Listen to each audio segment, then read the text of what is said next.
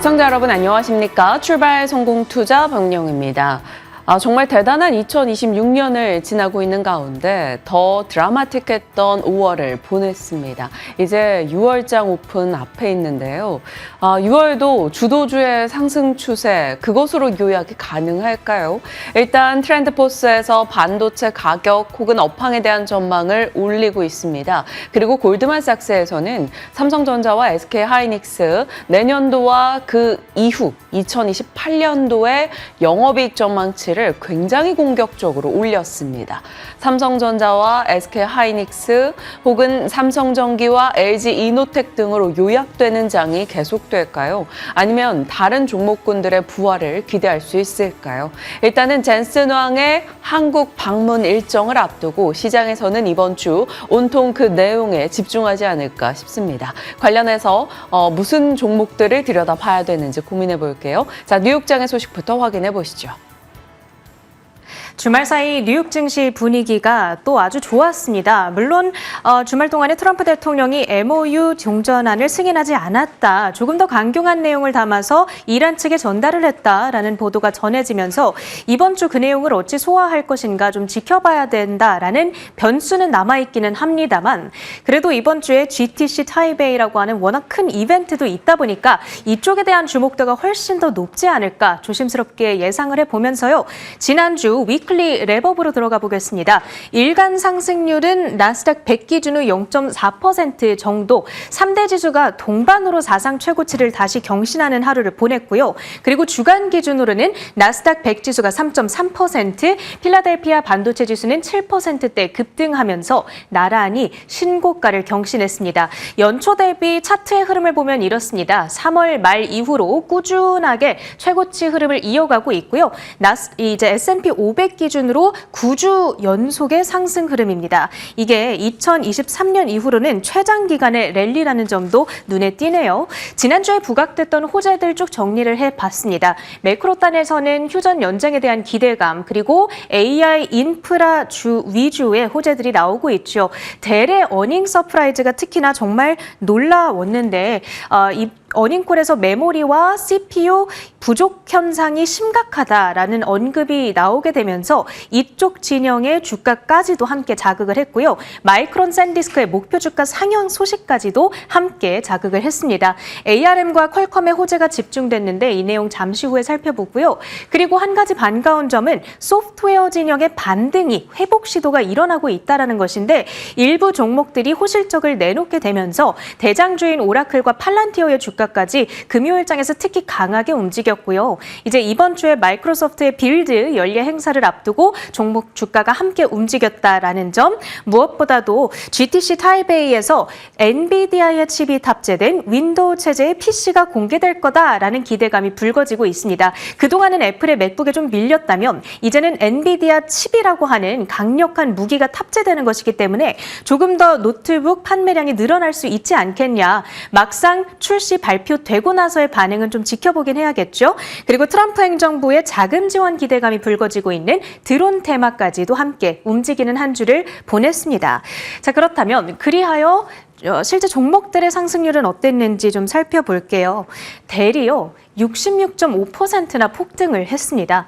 진짜 S&P 500에 포함된 대형주가 마치 하나의 중소형 테마주처럼 움직이는 폭발적인 장세라고 볼 수가 있겠죠. 델은 엔비디아의 제품을 받아서 조립해서 서버를 만들고 그 서버를 기업들에게 납품을 하고 있는 회사라고 볼 수가 있겠죠.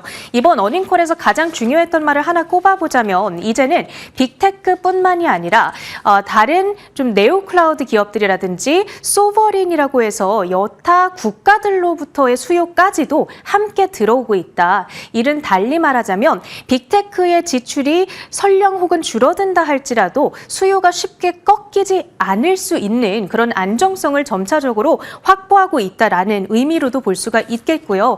그러면서 휴렛 패커드 또 다른 서버 회사죠. 주가 함께 자극을 받아갔습니다.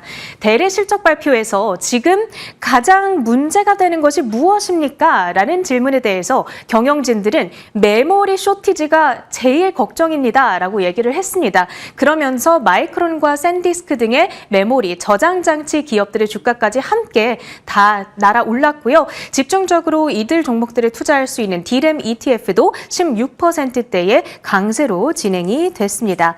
자, 그렇다면 2026년 이 시각 현재 탑 10 수익률 종목들 어떻게 되고 있는지도 점검을 해볼게요.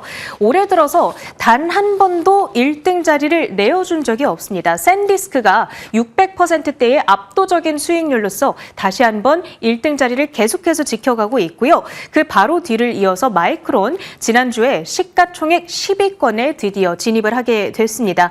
버크셔 해서웨이의 시가총액을 추월했다라는 점이 아주 경이롭게 느껴지고요. 그리고 조금 전에 언급드렸던 델, 이날 하루 만에 30%대나 폭등을 했습니다. 그러면서 상장 이래 최대 단일 상승률을 기록했다 보니까 단숨에 이 주도주 3위권까지 올라오고 있죠. YTD 기준 수익률은 234%대까지 늘어난 상황 속에서 지금 1등부터 10등을 전부 다 살펴보시면 AI와 관련이 없는 종목은 단 한 개도 없다라는 것이 포인트가 되겠습니다.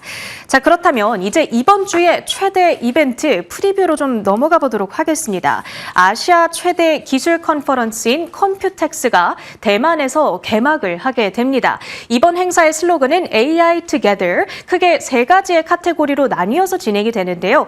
AI 컴퓨팅과 로보틱스 모빌리티는 묶어서, 그리고 신기술이 세 번째가 되겠습니다. 신기술이라 함은 양자와 6G, 사이버 보안, 엣지 컴퓨팅 등을 총칭하는 표현이라고 보시면 되겠고요. 이번에 기조연설 라인업이 정말 역대급입니다. 이 키노트 스피치를 누가 주는가는 사실 굉장히 중요합니다. 왜냐하면 그 연설자가 속해 있는 회사의 주가가 함께 들썩이는 경우가 아주 많기 때문인데요. 6월 1일 개막 연설을 퀄컴의 CEO가 오픈하게 됩니다. 온디바이스 AI를 주제로 하고요. 그리고 6월 2일 화요일에 중요한 스피치가 전부 다 몰려있죠. 인텔 그리고 마벨 CEO와 젠슨왕 CEO가 함께 무대에 올라서 연설을 줄 것으로 보이는데 AI 커넥트, NV 링크가 핵심 토픽으로 거론이 되고 있고요. AMD의 CEO 역시도 연설이 예정되어 있습니다. 주목도가 매우 높고, 그리고 그 전날 지난주에 퀄컴이라든지 인텔, 마벨 등의 주가가 미리 움직였던 것도 사실 이 키노트에 대한 선반영인 측면도 있었다. 이렇게 해석을 해봐야 되겠고요. 자, 그리고 엔비디아도 동시에 GTC 타이베이를 함께 진행을 하게 되죠. 이게 좀 헷갈릴 수가 있습니다. 컴퓨텍스라고 하는 거대한 행사 안에서 하나의 행사장을 빌려서 엔비디아가 GTC 타이베이를 동시에 진행을 하는 거거든요. 그러니까 어찌 보면 크게 봤을 때에는 하나의 행사다. 이렇게 봐도 무방할 것 같습니다. 4대 핵심 테마들이 강조가 될 텐데 여기에는 피지컬 AI와 에이전트 AI가 포함이 되고요. 그리고 이번에 가장 주목받는 포인트가 노트북용 칩을 처음으로 출시를 한다. 그런데 이 노트북은 앞서 말씀드린 것처럼 마이크로소프트의 윈도우 체제를 기반으로 하고 있는 겁니다. 일단 숨은 수혜주가 될 수 있는 기업으로는 ARM 홀딩스가 있겠죠. 결국에는 칩을 더 많이 만들게 되는 것이고, 그 칩은 ARM의 설계를 기반으로 하기 때문에 라이선스 수익 확대에 대한 찬스가 남아 있는 것이 되겠고요. 그리고 마이크로소프트 입장에서는 그동안 맥북에 조금 밀려서 노트북 수요가 위축이 됐었는데 엔비디아 칩을 탑재했다고 하니까 그 수요가 조금 더 높아질 수 있지 않을까? 막상 출시를 했는데 별로면 또 안 그럴 수도 있겠죠. 나오는 내용을 좀 봐야겠습니다. 자, 그리고 젠슨왕 CEO가 언제나 강조하는 AI의 5-layer cake이라고 하는 게 있습니다. 5단 케이크, 그러니까 AI라고 하는 것은 전력과 칩, 인프라, 모델, 그리고 애플리케이션의 5단 레이어로 구성이 되어 있는 것인데, 우리는 엔비디아는 이 모든 것을 다 해낼 수 있는 유일무이한 기업이다. 이 부분을 이번 타이페이 행사에서 아주 크게 강조를 하지 않을까 예상이 되고요. 엔비디아가 이런 발표를 함에 따라서 요 옆에 각 분야에 관련된 일을 하고 있는 기업들이 쭉 기재되어 있습니다. 이 종목들의 주가까지도 함께 움직이게 될 가능성에 주목을 해보셔야 되겠습니다. 마지막으로 금요일 히트맵까지 점검을 해볼게요. 자, 일단 이날의 포인트, 반도체뿐만이 아니라 소프트웨어 주식들까지 다 함께 반등을 했다. 특히나 옥타와 그 전날 실적을 발표했던 스노우플레이크, 이렇게 일부 종목들만큼은 AI로 인해서 피해를 보는 게 아니라 오히려 수혜를 볼 수 있다라는 점이 AI주들에 대한 투심을 살려줬고요. 그러면서 한국 분들께서 많이 투자를 하셨던 오라클과 팔란티어 10% 안팎의 급등이 참 반갑게 느껴지는 하루였습니다. 마이크론과 ARM의 경우에는 서스케하나와 미즈호 측의 PT 상향이 있었다라는 점도 체크포인트 삼아보고요. 그리고 우주 개발 관련주들 이날은 차익 실현이 나왔습니다. 블루오리진 로켓이 폭발하는 사고가 나타나면서 약간 조정의 빌미로 삼아지는 모습이었는데 사실은 진짜 조정의 빌미였던 것 같고요. 스페이스X가 상장하기 전까지는 어찌됐든 우주개발 관련주들은 계속해서 관심을 받을 수 있다는 점은 체크를 해봐야겠습니다. 오늘 우리 증시의 분위기 살펴보려고 합니다. 지난 금요일장을 바라보면서 이게 무슨 상황인가 하면서 상황 파악을 하셨던 분들 많으실 것 같아요. 왜냐하면 떨어지는 종목들은 굉장히 많은 흐름이 여전히 이어지고 있는데 코스피가 8,500 목전까지 올라갔습니다. 정말 대단한 지수 랠리, 그 안에서 정말 급격하게 쏠리는 대형주로의 자금, 이 모든 것들이 조금 얼떨떨하게 진행되고 있다라는 느낌이죠. 코스피 3.5%나 이날 올라서면서 8,476선에서 거래를 마쳤습니다. 반도체, IT 대형주로 자금이 집중됐고요. 그것에서 조금 더 확산해서 로봇, 시스템 통합, 소프트웨어 쪽, IT 서비스 인프라 쪽까지 대형 종목군으로 옹기 확산이 있기는 했었습니다. 이것은 반가운 대목이죠. 하지만 이 쏠림이 AI 대형주 등으로만 집중이 되다 보니까 자연스레 소외되는 쪽들이 발생하게 됩니다. 대표적으로 반도체, 소재, 부품, 장비 종목들의 하락이 거셌습니다.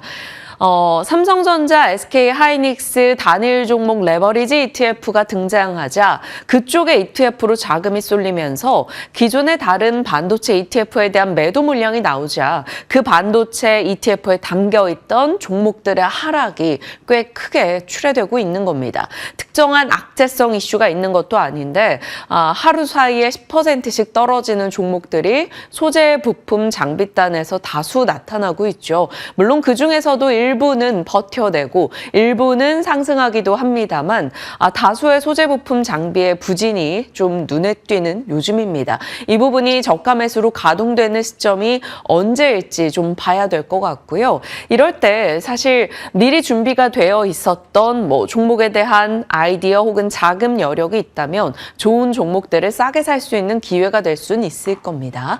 자, 이렇게 소재 부품 장비를 비롯해서 중소형 종목들의 부진이 계속되다 보니 코스닥은 이날 하락했죠. 1100선을 이탈했습니다. 2.7% 정도 떨어졌네요.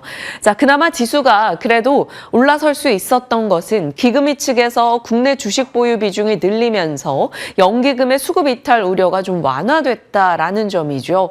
그리고 27일을 예로 들어보면요. 거래 대금의 88% 이상이 삼성전자, SK하이닉스 관련해서 레버리지 ETF 포함해서요. 이쪽으로 쏠렸습니다. 대형주, 그중에서도 삼전 닉스에 대한 집중도가 여전히 높은 장인 거고요.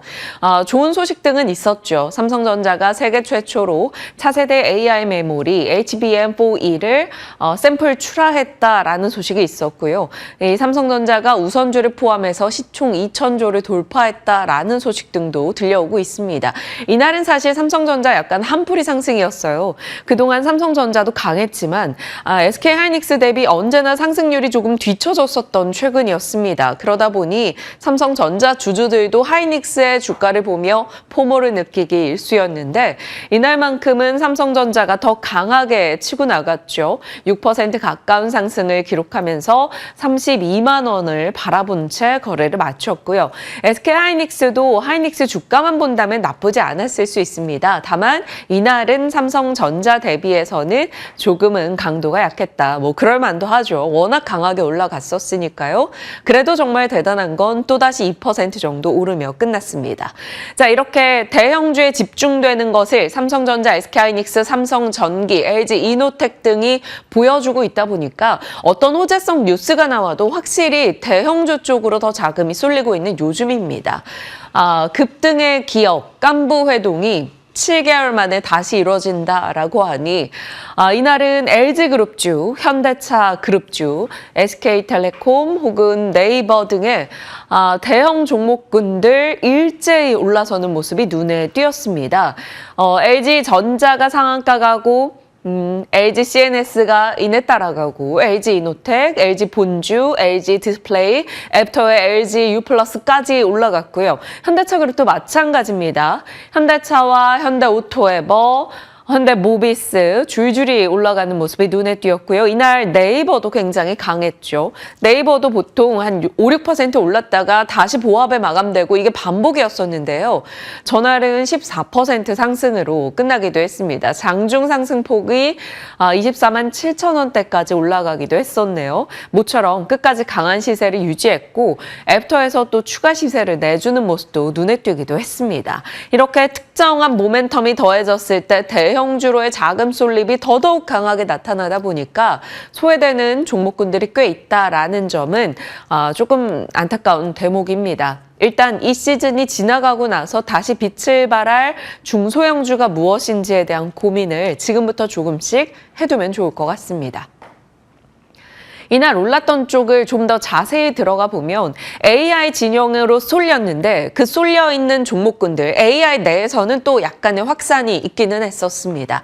주도주 추세, 반도체 기판 MLCC, 삼성전자, SK하이닉스의 레버리지 ETF로 거래가 집중되고 삼성전자의 한풀이 상승세, 그리고 대래 호실적과 급등이 있었죠. 대래 컨퍼런스 콜에서 메모리 쇼티지에 대한 언급이 좀 나오면서 추가적인 상승이 나타났습니다. 삼성전자, SK하이닉스, 삼성전기, LG이노텍 그리고 FGBGA 모멘텀을 언급하면서 그날 박지훈 부장이 삼성전기, LG이노텍 못지않게 쫓아갈 것으로 보인다. 대덕전자 이렇게 얘기를 하고 가셨는데 그날부터 좀 더 강하게 쫓아가는 느낌이네요. 16% 정도 오르는 모습이 나타났습니다. 젠슨항 CEO의 방안 앞서 말씀드린 대로 LG그룹, 현대차그룹, 네이버 그리고 시스템 통합 쪽으로 관심이 집중됐고요. 엔스로픽의 IPO, 엔스로픽의 기업 가치가 오픈 AI를 뛰어넘었다. 이런 보도 등이 쏟아졌죠. 기업 가치가 폭증했다라는 보도, AI가 결국 기업의 산업 쪽으로 침투하고 있다라는 것으로 시장은 해석을 하면서 시스템 통합업체들의 주가에 조금 더 힘을 실어줬고요. 이날 소프트웨어 종목군들, SK텔레콤 등의 종목이 강하게 올라서기도 했습니다. 테마로 봤을 때는 가상자산이나 양자컴퓨팅 쪽이 좋았는데요. 금융위가 금가분리 원칙을 전환하는 것을 시사하기도 했고요. 양자컴퓨팅은 IBM의 양자산업에 대한 100억 달러 추가 투자 소식. 이 때문에 비교적 좀 굳건했다라고 볼 수 있을 텐데 막 드라마틱한 시세는 아니었습니다. 우주 쪽은 하락이었죠. 블루오리진, 뉴글렌, 시험 중에 폭발했다라는 소식에 떨어지는 소식 있었습니다. 참고용으로 봐주시죠. AI 용기가 시스템 통합업체로 확산될 것인가? 이 부분을 5월 28일에 저희가 다뤄봤었는데 마침 젠슨왕의 방한까지 맞물려서 조금 더 드라마틱하게 관심을 받았습니다. 기업의 입장에서는 지금 메모리가 중요한 것이 아니다. 이 메모리나 GPU 등이 중요한 것이 아니라 얼마나 그 AI가 기업의 생산성을 올릴 것인가에 집중이 되어 있다. 기존의 기업 내 모든 시스템을 AI로 연결하는 과정 내에서 결국에는 시스템 통합 업체들이 주목을 받을 수밖에 없다. 이 얘기를 드렸던 거고요. 기존 시스템에 AI를 연결하고 각 그룹별로 레퍼런스를 보유하고 있는 게 그룹사 내 시스템 통합 업체들, 수년 동안 정말 박스권에 갇혀 있는 밸류가 재평가를 받을 수 있는 것인가, 그에 대해서 5월 28일 말씀을 드렸었고요. 로봇 시대 시스템 통합이 다시 움직일까 짚어봤는데 이날 젠슨학 CEO와 같이 맞물리면서 지난 금요일 LG CNS 상한가, 삼성 SDSC 상한가 이후에 다시금 또 살짝 쉴까 했는데 주목받으면서 20% 급등했고요. 현대오토에버 24%의 오름세, 롯데이노베이트도 12%, 신세계 INC 역시나 12%의 상승으로 각 그룹사 내 SI 업체들의 주가가 일제히 강하기도 했습니다. 이것이 좀 단발적으로 끝나기보다는 조금은 더 시장의 관심 내에 하나의 주축으로 AI 테마로 들어왔기 때문에 좀 더 지켜볼 여지는 있을 것 같습니다. 자, 그날 말씀드렸던 게 바로 LG그룹 AI 밸류체인이었었죠. 이번에는 LG그룹과의 만남에 약간 언론 보도가 조금 더 치중이 되어 있다 보니까 LG그룹주들의 시세가 조금 더 뜨거웠어요. 사실 SK나 현대차그룹은 이미 깐부 동맹을 우리가 겪어봤었기 때문에 이번에 LG그룹 혹은 네이버 이쪽에서 깐부 동맹이 조금 더 강화될 수 있을까? 혹은 기존의 다른 종목군 대비해서 조금 소외돼 있었던 그룹사 혹은 섹터였기 때문에 관심을 더 강하게 받은 것 같습니다. LG그룹주 일제히 이날 강세 흐름을 나타냈고요. 애프터에서 LGU+, 장 마감 직전에 또 로보스타, 끝까지 LG그룹주들의 시세가 약해지지 않으니까 마지막까지 그룹과 관련된 종목들의 시세가 계속해서 나고 있다는 점이 이날 마무리도 LG, 현대차, 젠슨왕의 모멘텀이었다는 것을 확인할 수가 있었습니다. 자, 젠슨왕 CEO의 방안, 계기로 어떤 종목군들이 강하게 움직일까? 지금 그 영역이 점차 확장되고 있습니다. 피지컬 AI나 AI 데이터 센터 측면에서 LG그룹, 그리고 피지컬 AI 자율주행 측면에서 현대차그룹, 지난 금요일에 부상했던 네이버, 소버린 AI와 GPU, AI 에이전트, 삼성그룹도 SK그룹도 반도체를 비롯해서 엮여있는 연결고리들이 꽤 있죠. 그리고 두산그룹입니다. 피지컬 AI와 에너지의 강점을 가지고 있는 그룹인데요. 두산그룹이 젠슨왕 CEO와 연결이 될 수 있는 포인트가 뭐가 있을까요? 두산 로보틱스, 두산 테스나, 두산 에너빌리티로 일단 넣어봤습니다. 이렇게 젠슨왕 CEO가 야구 배트를 들고 있는 장면을 챗GPT에게 의뢰했더니 이렇게 만들어졌는데 주말 사이에 약간 이슈가 됐던 게 있죠. 잠시 후에 두산그룹주 내용 보여드리도록 하겠고요. 일단 네이버부터 짚고 가겠습니다. 자, 젠슨왕 CEO와 연결이 돼 있는 지금 여러 이슈들 내에서 네이버도 조금 금요일에 시세적 측면에서 부응을 해줬는데요. 2025년도 10월이었죠. 네이버와 엔비디아가 협력을 맺고 현실 공간과 디지털 공간을 유기적으로 연결하는 차세대 비전에 대해서 발표를 했던 바가 있습니다. 그리고 젠슨왕 CEO가 방한한다라는 이슈, 네이버와의 만남을 갖는다라는 소식이 금요일에 주가를 끌어올렸었고요. 주말 사이에 나온 소식이 이것이었죠. 네이버가 6월부터 국방 AX 전담 조직을 신설한다라는 소식이었습니다. 국방 관련해서 AI로 전환하는 전담 조직을 만든다라고 처음으로 밝힌 것이고요. 국방에 특화된 AI 모델이나 클라우드, 현장 구축 조직을 운영한다라는 내용이 담겨 있었습니다. 그러면 국방과 관련한 정보를 분석하는 AI라던가 혹은 군사 전용 LMM을 이용한 챗봇이라던가 아니면 지휘 결심 AI, 최종 결정은 인간이 하겠지만 이러한 것을 해보면 어떻겠느냐라는 작전을 계속해서 AI가 제시를 해주는 겁니다. 그리고 무인체계 AI, 우리가 흔히 아는 무인 드론 같은 게 되겠죠. 그리고 디지털 트윈으로 만약에 전쟁이 벌어진다면 이러한 시뮬레이션을 해보고 그에 따른 피해가 어떨지 이런 것들을 끊임없이 가동시켜 볼 수 있다라는 것이죠. 이런 것은 사실 다른 국가 것을 쓰기가 조금 어렵습니다. 그러다 보니까 네이버의 소버린 AI가 조금 강조되고 있는 상황인 거고요. 관련한 보도가 주말 사이에 많이 나온 겁니다. 현실 세계 데이터를 네이버는 많이 갖고 있으니까요. 그리고 자체 AI 모델도 가지고 있죠. 디지털 트윈의 역량을 갖고 있고 데이터 센터에 활용해 주도적인 움직임을 좋게 평가한다. 이런 소식 등이 나오고 있는 건데요. 사실 그동안 없던 내용이 아닌데 이것이 주목받을 만한 명분이나 계기가 부족했었습니다. 그런데 마침 젠슨왕 CEO 이슈와 함께 국방 AX 이야기가 나오게 된 거죠. 하나증권에서는 지난주에 소개해드렸던 보고서에 이어서 또 추가적인 보고서를 냈습니다. 지난주는 디지털 자산기본법 담론이 확대되고 있다라는 측면에서 언급이었고 이번엔 방산 양산 AX 진출은 예고되어 있었다. 좀 주도적인 움직임이 나오고 있다. 목표 주가 35만 원을 제시했습니다. 자, 그리고 IBK 투자에서도 AI도 자신의 무가치함과 싸우고 있다라는 주요 드라마의 명대사를 가지고 가서 이렇게 빗대어 보고서를 냈는데요. 정말 이 안에는 AI 관련한 주요 아이디어가 정말 많이 담겨 있었습니다. 한번 읽어보시면 좋을 것 같아요. 그중에서도 이 네이버에 대해서 목표가 32만 원 제시되어 있는 부분을 좀 발췌를 했습니다. 한국어 데이터 학습, B2B 시장의 맞춤형으로 다 제공을 할 수 있는 AI 모델이다라는 점에 대한 언급이었네요. 그래서 지금 뭐 한국판 팔란티어 도전 이런 타이틀이 달리던데요. 이렇게 거창할 것을 바라보는 것이 아니라 조금은 이런 이슈로 나아질 수 있는가에 대한 초점을 맞추면서 주목해 보겠습니다. 공식 협력은 확인되지 않았지만 젠슨왕 CEO 야구 배트를 들고 있는 사진을 의뢰한 이유가 이겁니다. 6월에 이제 두산 베어스의 젠슨왕 CEO가 시구자로 나선다라는 소식이 쏟아졌죠. 단순한 시구 이상일 수 있다. 두산그룹과의 협력의 시그널이 아니겠느냐라는 시각 등이 나오고 있습니다. 그도 그럴 것이 4월이었죠. 메디슨 왕, 젠슨 왕의 딸이 두산 로보틱스에 방문했던 적이 있었기 때문입니다. 그래서 공식 협력은 확인되지 않았지만 일단 두산 그룹주에 대한 체크를 해보죠.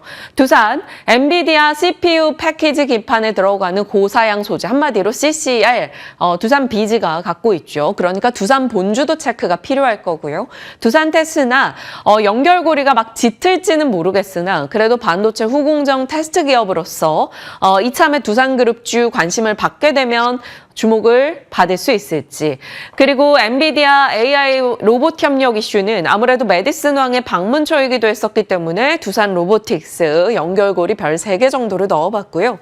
두산 에너빌리티도요. 발전소, 가스터빈, 원전 이와 관련한 설비 데이터 등을 엔비디아와 어떻게 협력해서 에너지단으로 뭔가를 만들어가지 않을까라는 기대. 워낙 많이 하락이 되어 있는 상황입니다. 두산 에너빌리티. 조금 회복할 수 있는 계기가 될지 봐야겠죠. 그리고 두산 밖에 또 연결고리는 약합니다. 그러나 건설 장비 사업, 엔비디아와 피지컬 AI 등에 적용할 수 있다라는 과거의 보도 등이 있었기 때문에 한번 연결이 될 수 있을지는 모르겠으나 넣어봤습니다. 참고용으로 살펴주시면 되겠고요. 지금 시장에서는 두산 로보나 뭐 에너빌리티, 두산 정도로 압축해서 지금 기대치를 갖고 있는 듯합니다. 연결의 기대 강도 일단 임의적으로 별로 표시를 했으니까요. 그냥 참고용으로 확인해 주시죠. 자, 두산 에너빌리티는 영국 롤스로이스 SMR 핵심 기자재 파트너로 선정됐다라는 추가적인 다른 이슈도 있었으니까요. 적어놓고 가겠습니다. 자, 뉴욕장 3대 지수 모두 오르며 끝이 났습니다. 막 드라마틱하진 않았으나 꾸준하게 끝까지 올라냈다라는 것. 5월에만 나스닥이 8% 상승했으니까요. 그것만으로도 의미 있는 시세였지 않을까 싶습니다. 보시다시피 국제유가와 국채금리가 내려간 것이 힘이 돼줬고요. 그 금리와 유가의 하락에는 당연히 지정학적 리스크가 조금 완화됐던 이날의 분위기가 영향을 줬겠죠. 악시오스뿐만 아니라 연이은 미국과 이란의 합의 도달 관련한 보도가 쏟아지면서 중동 리스크가 조금 톤 다운됐습니다. 금리와 유가가 떨어지자 기술주가 오롯이 호재에 반응하는 모습이 나타났죠. 그 호재의 중심에는 델이 있었습니다. AI 서버 신규 수주가 증가한 점 실적에서 확인이 됐고 CPU 매출 가이던스가 상향 조정됐죠. D램, 낸드, CPU, HDD 이쪽이 모두 다 지금 쇼티지 상황이다라고 언급하기도 했습니다. 그 덕분에 D램과 낸드 관련한 종목들 강세 흐름이 나타냈고요. 마이크론 등의 주가 상승이 있었습니다. 자, 델의 폭등을 보면서 와, 과거의 델이 이렇게 또 주목을 받는구나 라는 생각을 했는데 이 생각을 조금 되돌려보면 와, 과거의 인텔이 이렇게 주목을 받는구나 이런 얘기를 우리가 최근에 좀 많이 했던 것 같습니다. 과거의 기술 공룡주들이 AI 투자 사이클이 장기화되면서 여기저기 쇼티지 이야기가 붙어나서 모두 다 올라가면서 다시 한번 기록을 써나가고 있습니다. 이날은 HP, 슈퍼마이크로 컴퓨터, 마이크론 텍스트론, 팔란티어, 델, 퀄컴, 브로드컴, 샌디스크 이런 종목들이 강세를 기록하면서 AI 진영의 굳건함을 좀 보여주기도 했죠. 그리고 지난 금요일부터 조금씩 달라지고 있는 게 바로 소프트웨어 단의 흐름이 좋아지고 있다라는 겁니다. 메타에서 신규 제품을 출시하고 마이크로소프트에서도 신규 제품을 출시하고 이런 소식이 자꾸 들려오고 있죠. 하이퍼스케일러의 돈 버는 소식이 나오면서 관련해서 소프트웨어 단으로도 조금씩 온기 확산이 있습니다. 그래서 온기 확산이 이뤄지는 기업들 내에서는 실적이 좀 좋아지는 쪽인 것 같아요. 그래서 이날도 스노우플레이크부터 해서 옥타 이런 실적이 좋았던 소프트웨어 단의 주가 회복세가 눈에 띄었습니다. 자, 이날 가장 돋보였던 건 마이크로소프트였죠. 엔비디아와 협력해서 AI PC 출시를 한다라는 소식이 들려오면서 엔비디아발 PC 점유율 상승을 더 기대하는 목소리가 나타났습니다. 그리고 마감 전에 약간 옵션 수급과 또 6월로 시작되는 시기다 보니까 5월 말, 월말 리밸런싱 영향까지 같이 받아서 수급의 드라마틱함이 조금 더 나타났던 것 같아요. 이날 소프트웨어 쪽에 주요 기업들의 주가 상승이 있었고요. 이건 그 전날도 마찬가지였습니다. 그 전날 미국에서 소프트웨어 분위기가 좋았고 젠슨 CEO 이슈가 있었기 때문에 네이버 혹은 플리토 이런 AI 소프트웨어 진영의 종목들이 좀 좋지 않았나 추측해 볼 수 있겠죠. 자, 그러나 뉴욕장도 이 부분을 좀 간과할 수는 없는 것 같아요. 주간 옵션 거래, 월간 리밸런싱 수급이 좀 꽤 시장에 많은 영향을 주고 있습니다. 그래서 특정한 악재가 있었던 것은 아닌데 AMD나 인텔 등에서는 상승에 동참하지 못하는 흐름이 나타나기도 했습니다. 자, 뉴욕장에 대한 요약까지 살펴봤고요. 엔비디아 PC CPU 시장 본격적으로 진출한다. 마이크로소프트와 첫 윈도우 AI PC를 선보인다. 드디어 AI가 탑재된 온디바이스 AI 모멘텀이 강화되는 시점이 도래한 걸까요? 사실 챗 GPT가 처음 나왔을 때부터 이 시장에 대한 언급은 계속 있었습니다. 하지만 점차적으로 AI 기술이 더 발전해 가면서 드디어 이게 PC에 탑재되고 자동차에 탑재되고 로봇에 탑재되고 정말 엣지 디바이스에 AI가 탑재되는 온 디바이스 AI에 대한 모멘텀이 강화되는 시기 이제 도래한 걸까요? 그래서 과거 온 디바이스 AI 밸류 체인을 한 번 더 끌어왔습니다. 그때 당시에 우리가 많이 봤던 게 LPDDR 쪽 아니면 팹리스, IP 쪽, 디자인하우스, 기판 쪽이었죠. 그 사이에 정말 기판 주가는 뜨겁게 랠리를 펼쳤었고요. 한동안 분위기 좋았었던 다른 반도체 진영의 좀 작은 사이즈 종목들이 요즘엔 좀 주춤하고 있긴 합니다만 이 IP와 팹리스 기업들도 다시 제주 반도체 등을 중심으로 회복할 수 있을지 봐야겠습니다. 그리고 온디바이스 AI라고 한다면 결국 IP, 팹리스, 디자인하우스도 같이 연결이 될 텐데요. 가온칩스, 에이징랜드, 세미파이브, AD테크놀로지 오랜만에 이들 종목을 언급을 해보게 되는 것 같아요. 그리고 무엇보다 그 중심에는 또 기판이 들어가 있을 텐데 기판은 워낙 관심을 뜨겁게 받았었기 때문에 더 관심이 이어질지 여부를 체크해 보시면 되겠습니다. 사실 삼성전기, LG이노텍, 대덕전자 이렇게 달려갔고요. 먼저 달렸었다가 좀 쉬고 있는 심텍 아니면 코리아서키트, 이스페타시스 등등에 대한 체크 더 확인해 보도록 하겠습니다. 엔비디아의 ARPC 얘기 나눠봤고요. 그 외 뉴스로는 삼성전자가 마이크론을 꺾고 차량용 메모리 반도체에서 사상 처음으로 1위했다 이런 소식이 들려왔는데요. 앱터에서 그날 금요일도 분위기는 좋았고요. 통신주요 6G 시대를 대비하는 공동 연구 관련해서 삼성전자와 LG U+ 관련한 소식이 있었습니다.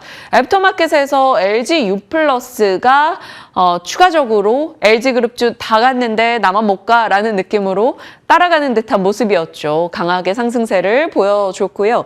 네페스, 삼성전기의 실리콘 커패시터 후공정을 맡았다. 이런 보도가 있었죠. 사실 반도체 소부장단에서 워낙 좋지 못한 흐름들이 있어서 장중에는 3% 하락이었는데요. 이 뉴스 나오자마자 애프터에서 또 강하게 올라가기도 했습니다. 보유자분들 확인해 보시죠.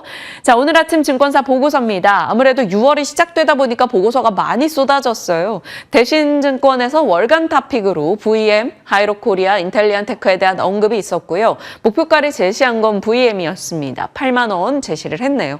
VM도 정말 수주를 따박따박 해주고 있는 반도체 내에서 나름 탄탄한 기업인데요. 요즘에 워낙 반도체 반도체 소부장단이 주목 못 받아서 애석하긴 합니다. 현대해상 목표가 48,800원으로 대신증권 도수치료 제한에 따른 가장 큰 수혜를 볼 것으로 언급하고 있고요.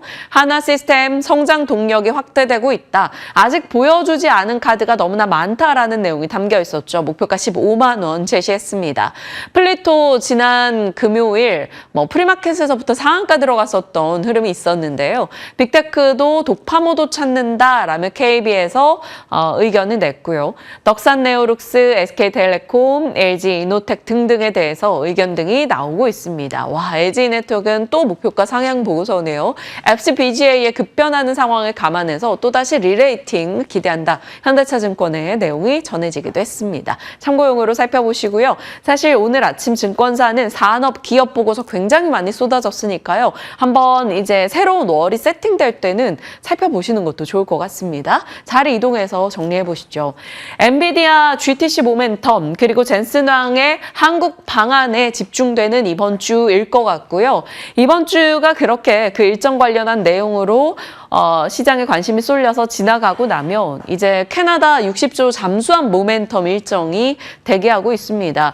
조선주들에 대한 체크도 HD 현대중공업, 하나오션 등을 잘 살펴봐야 되겠는데요. 잠시 후 미나 앵커가 조선 섹터 이야기해 주실 겁니다. 그리고 반도체, 대래 성과 내에서 메모리 쇼티지가 확인이 됐고 서스케화나에서 마이크론, 샌디스크 등에 대한 목표 주가를 상향 조정했고 골드만삭스가 삼전릭스 영업이익 전망을 2028년도 굉장히 공격적으로 올렸습니다. 자, 올해보다 내년을 더 공격적으로 그리고 그 후내년을 공격적으로 했다라는 것에서 정말 반도체 가격 상승 사이클 그 효과가 계속 이어지는 것인가에 대한 기대를 갖게 만들죠. 삼전릭스 레버리지 ETF 요즘 단기 트레이딩용으로 많이들 쓰신다고 해요. 그러면 그 단기 트레이딩 수급 영향이 어떻게 될지 좀 봐야 되겠고요. 테슬라, 애플에 이어서 엔트로피까지 해서 삼성전자의 파운드리 모멘텀이 강화되고 있습니다. 그러면 조금이라도 관심을 둬야 한다면 반도체 소부장 내에서 삼성전자, 파운드리와 연결고리가 있는 기업들에 대한 체크도 해보시면 좀 좋을 것 같아서 넣어봤습니다. 젠슨왕, 피지컬 AI 모멘텀을 강화하겠죠. LG그룹이, 현대차그룹이, SK그룹이, 두산그룹이, 또 네이버가 그룹사별 시스템 통합 업체들이 이와 관련해서 좀 연결이 될 것 같고요. 소외에서 플러스 명분으로 본다면 통신주와 네이버 이렇게 넣어볼 수 있을 것 같습니다. 이번 주 일정입니다. 6월이죠. 그러면 5월에 수출입 잠정 데이터 등이 나오게 될 텐데요. 관련해서 어느 쪽이 영향을 받을지 보통 이 수출 데이터 나올 때 반도체 쪽이 드라마틱하면 그날 반도체 종목들이 굉장히 강했던 바가 있었습니다. 그리고 엔비디아 GTC 일정부터 미국의 ISM 제조업 지수 다 반도체 진영에 영향을 주는 일정들이 자리하고 있고요. 대만의 컴퓨텍스 박람회 시작일, 뱅크 오브 아메리카의 글로벌 테크 컨퍼런스, 또 마이크로소프트의 빌드 2026, 에버코어의 TMT 쪽도 통신이나 IT 서비스단에 어떤 영향을 줄지 봐야 될 것 같고요. 광통신으로 좀 주목받았었던 시에나 등의 실적도 목요일에 예정되어 있고 금요일에 또 젠슨왕 CEO의 방한 일정이 있습니다. 저희와 같이 함께 하시면서 뉴스들 정리해 보시죠. 자, 이렇게 시장 흐름들 살펴봤고요. 섹터 뉴스 가볼게요. 온통 반도체 뉴스라 지겹다 하시는 분들 조선 뉴스 준비되어 있습니다. 미나 앵커 나와주시죠. 네, 하반기에 조선주가 주도권을 잡을 수 있을까요? 증권가에서는 하반기 조선주들의 랠리가 다시 이어질 수 있다라는 의견과 함께 지금쯤 다시 눈여겨보는 시각을 제시하고 있습니다. 조선주 관련해서 우리가 어떠한 투자 포인트를 잡을 수 있을지 이번 브리핑을 통해서 가져가 보시면 좋을 것 같은데요. 이제 60조 원 잭팟에 대한 기대감이 상당히 높아지고 있습니다. 이러한 헤드라인이 있었는데 이제 캐나다 잠수함과 관련해서 사업자 선정이 한 달 정도 남겨진 상황입니다. 하나오션과 HD 현대중공업 그리고 독일사와 이 수주전이 펼쳐질 것으로 예정이 되어 있고요. 만약에 여기서 수주를 따내게 된다면 그때는 잠수함 12척을 건조하게 되면서 그로 인한 수혜가 상당히 클 것으로 예상이 되고 있습니다. 자, 이제 오늘이 6월 첫 거래일이죠. 6월 달 우리는 어떤 전략을 세워봐야 할까 고민이 깊어지실 텐데요. 그 안에서 증권가에서는 수출주도형 가치주를 눈여겨보자라는 의견을 제시하고 있습니다. 실적 턴어라운드가 기대가 되는 쪽을 바라보자라는 의견인데 일단 대표적인 수출주도형 가치주는 조선주가 또 포함이 되고 있기 때문에 그에 대해서 지금 이 시점 조선주를 바라봐도 괜찮을 것 같다라는 생각도 듭니다. 그리고 최근에 신조선가 지수가 계속적으로 상승이 되고 있고요. 고부가 가치 선박 중심으로 수주 잔고가 계속 높아지고 있는 만큼 실적 개선이 본격적으로 반영되는 시기가 예상이 되고 있다는 것도 하나의 투자 포인트로 짚어볼 수 있을 것 같습니다. 신조선가 지수는 이번에도 0.08포인트가량 오르기도 했고요. 중고선가 지수도 0.17포인트 상승하면서 특히나 이 신조선가 지수는 9주 연속으로 소수점 상승이 이루어지고 있다는 것도 모멘텀으로 작용이 되고 있습니다. NH투자증권의 코멘트 함께 살펴보시죠. 6월 한 달에 대해서 이러한 평가를 내리고 있는데요. 글로벌 금리 불확실성이 존재하는 시기에는 막연한 성장성보다는 당장 눈앞의 실적 수치로 증명할 수 있는 기업으로 압축 대응해야 한다라는 의견을 내비추고 있었고요.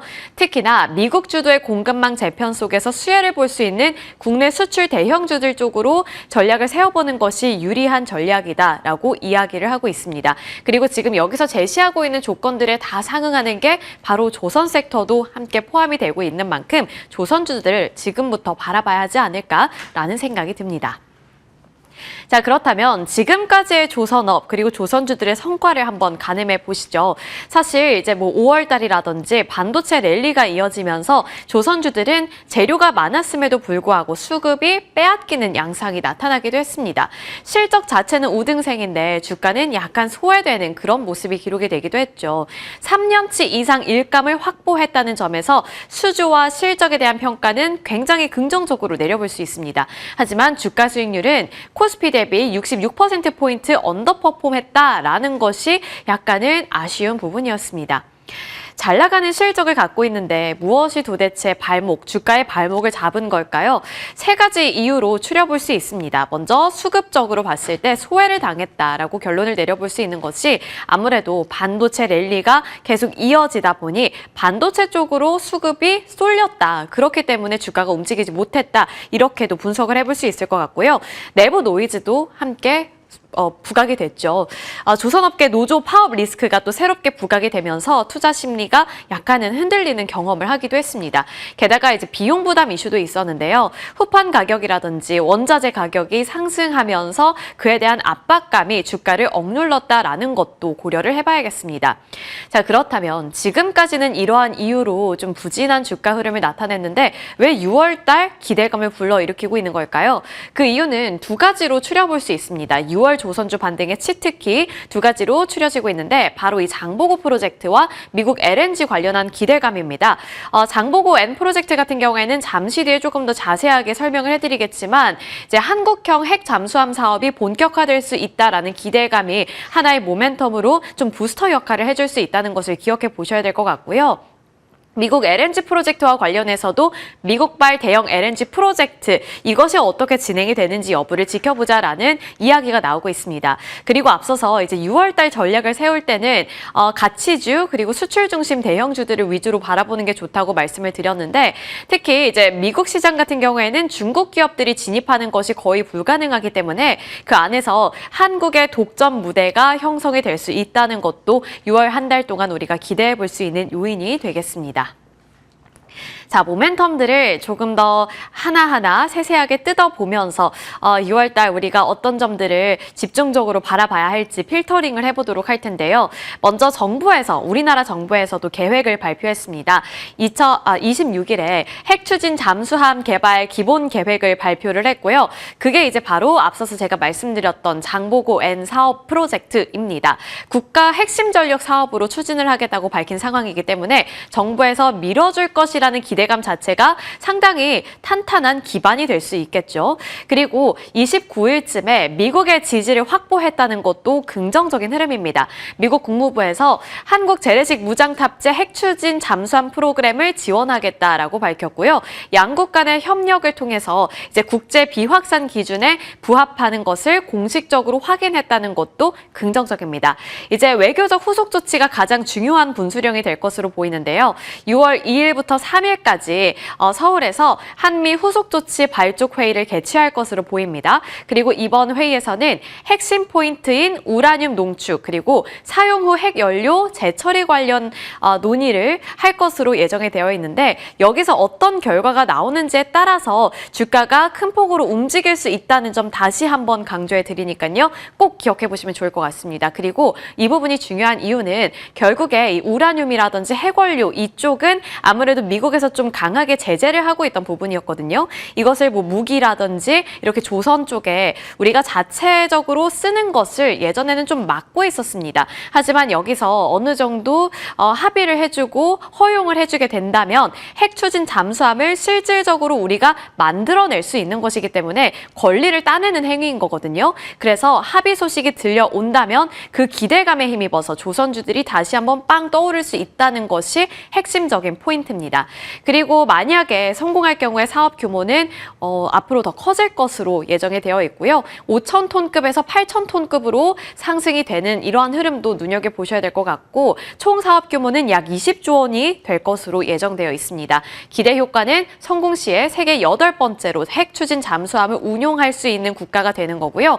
기존 디젤 잠수함의 한계를 극복을 해서 해군력을 강화할 수 있다는 것도 하나의 메리트입니다. 이제 디젤 잠수함 같은 경우에는 이게 좀 하다가 한 번씩 고래처럼 숨을 쉬러 위로 올라와야 되거든요. 그런데 만약에 미국에서 이러한 점들을 좀 합의를 해주고 허용을 해주게 된다면 핵 추진 잠수함 자체가 한 번 이제 연료를 넣거나 그것이 가동이 되면 20년에서 30년 동안 물 안에서 나오지 않아도 된다고 합니다.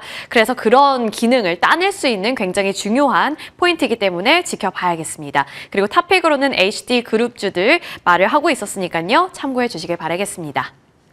자, 그리고 어떤 분야에서나 우리가 늘 경계를 해야 하는 쪽이 바로 중국인데 사실 이 조선주들도 중국을 신경 안 쓸 수가 없습니다. 하지만 그럼에도 불구하고 증권가에서는 중국 대비 우리나라 기업들이 갖고 있는 메리트가 확실하다고 이야기를 하고 있는데요. 우선 위험 요인으로는 중국 조선소의 전방위적인 수주 확대 소식이 있습니다. 하지만 기회 요인 또한 같이 공존하고 있는 상황인데 글로벌 빅바이어, JP모건 같은 그러한 빅바이어들의 선택이 우리나라 쪽으로 향하고 있기 때문에 그 부분에서는 충분한 기대감을 가져봐도 괜찮을 것 같다라는 이야기를 하고 있습니다. 대규모 선박 투자 중에 절반 가까이를 한국 삼성중공업에 발주를 했다는 것을 주목하고 있었고요.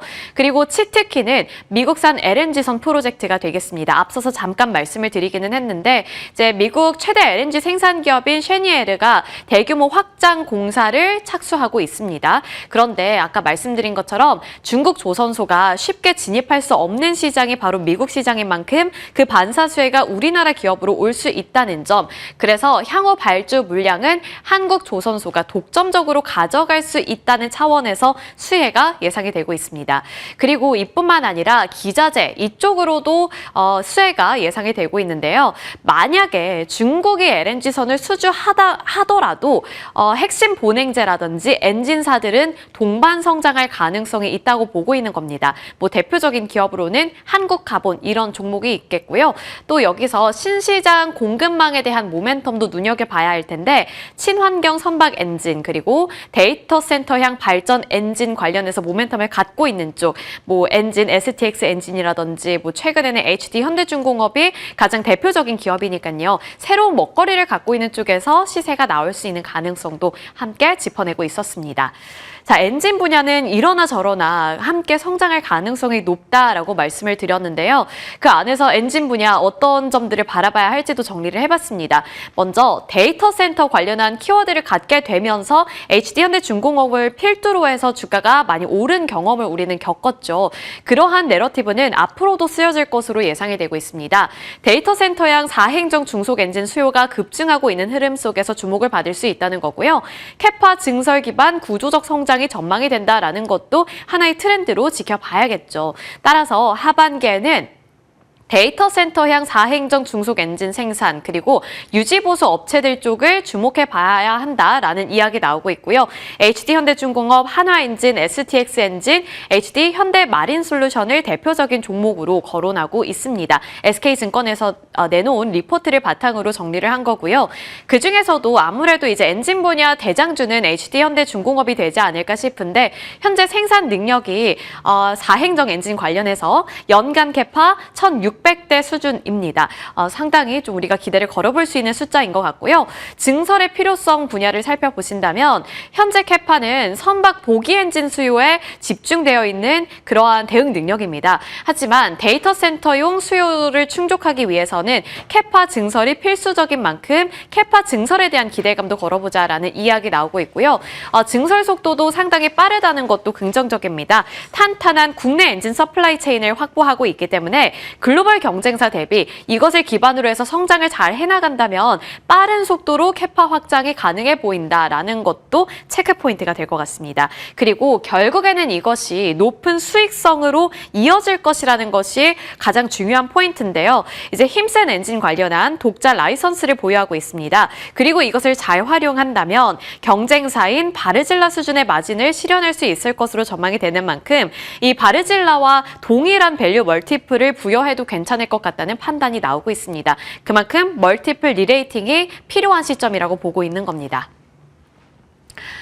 조선주들이 갖고 있는 재료 대비해서 반도체 수급을 너무 많이 뺏겼거든요. 하지만 이제 하반기에는 다시 한번 조선주들을 눈여겨봐야 한다는 시각이 속속들이 나오고 있으니까요. 그 안에서 그러면 우리가 어떤 종목을 골라봐야 할지 그리고 계속해서 거론이 되고 있는 HD 현대중공업을 탑픽으로 우리가 꼽아서 포트폴리오를 구성해 봐야 할지 이런 것들도 저희와 함께 알아보시면 좋을 것 같습니다.